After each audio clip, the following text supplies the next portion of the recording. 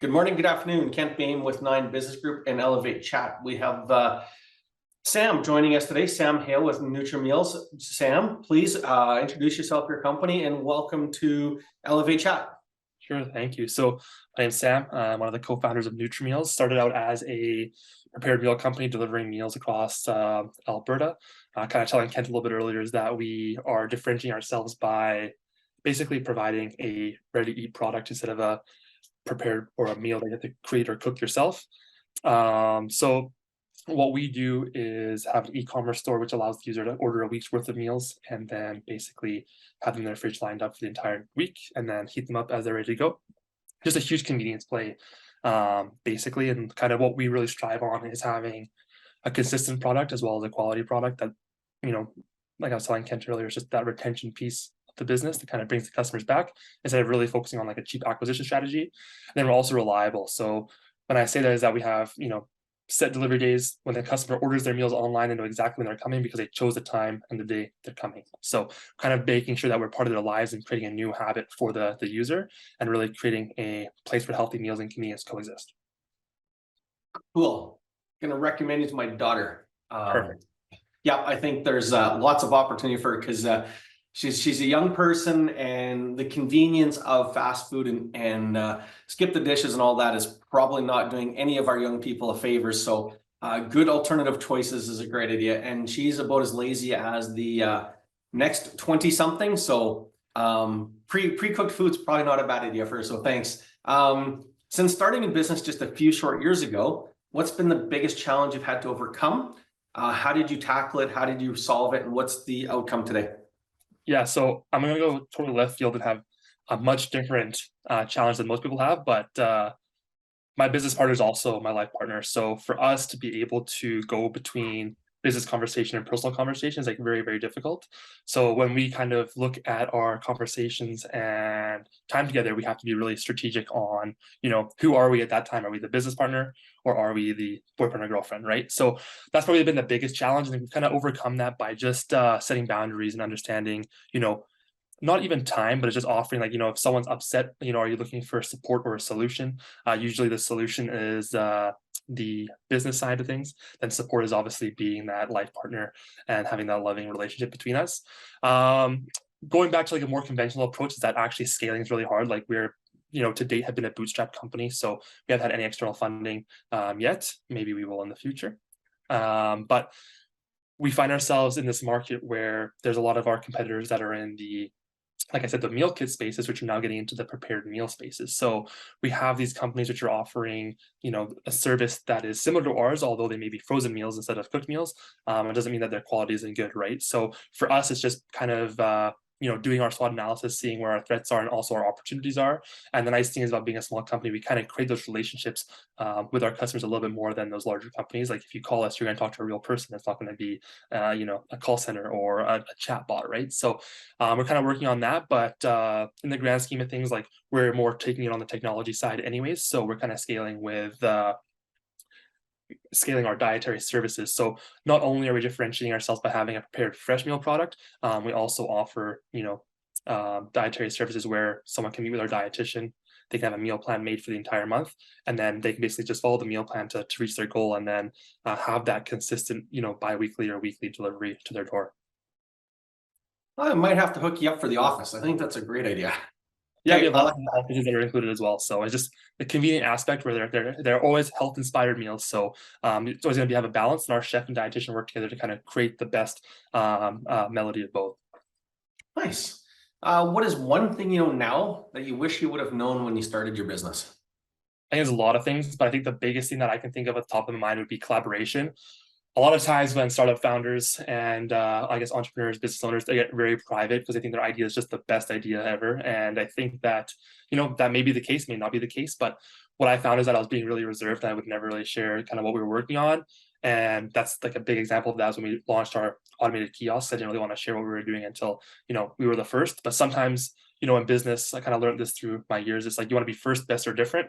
And to be honest, sometimes being a close second isn't a bad thing, but just sharing more and getting feedback would be really important because we're 20 somethings as well, and we started this business right out of university. So We didn't have all the experience that we probably should have had for starting a business. So it would be nice to have a little bit of guidance, more mentorship, and then typically people prefer giving advice than receiving it anyways, because giving gifts is better than receiving. But I think from a younger entrepreneur standpoint is that it should be important to really leverage your network and even reach out to new people as well and just ask for advice.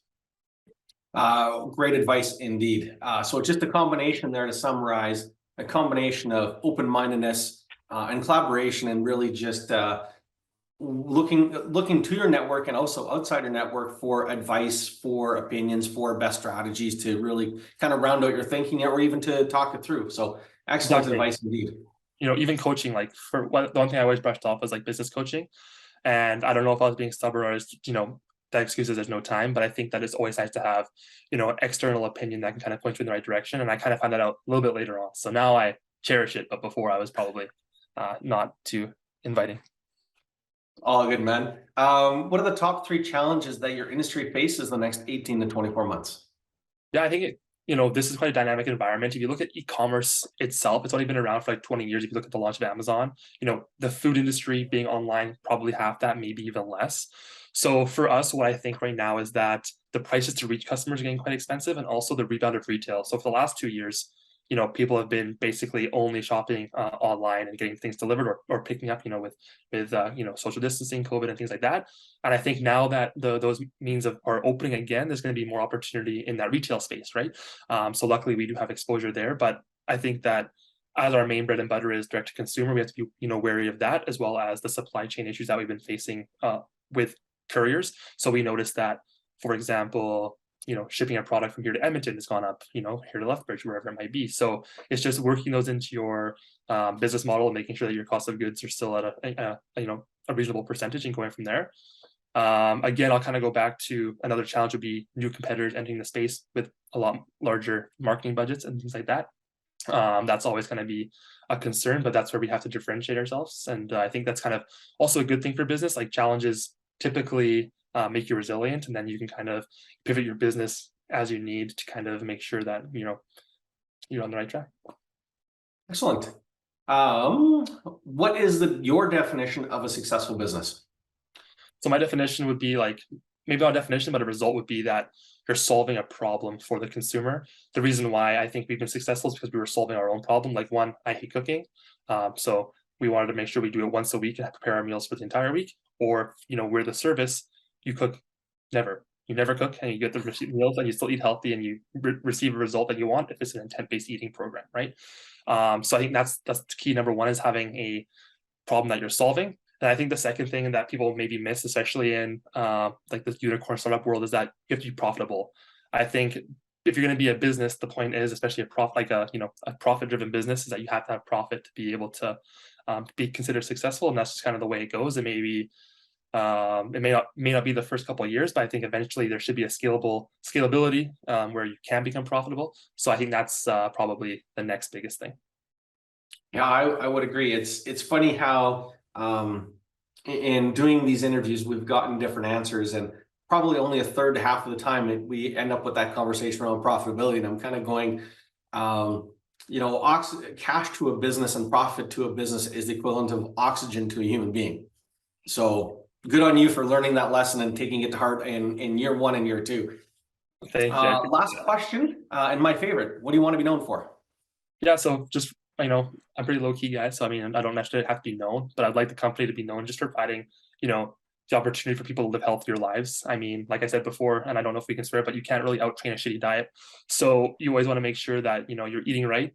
And I kind of saw a funny quote yesterday. It was like, yeah, you would die for your family, but would you eat healthy for your family? Because like, we could always extend our life or whatever it might be. And I think one of the cool quotes that I heard is that 75% of all healthcare spend is kind of related to chronic disease, which is related to diet, right? So for us, if you can just change one little thing or eat a little bit healthier, you're probably going to have much longevity in your life, as well as less health problems. So I think that's what we would love to be known for, is just helping people, whether that be save time or live a healthier life.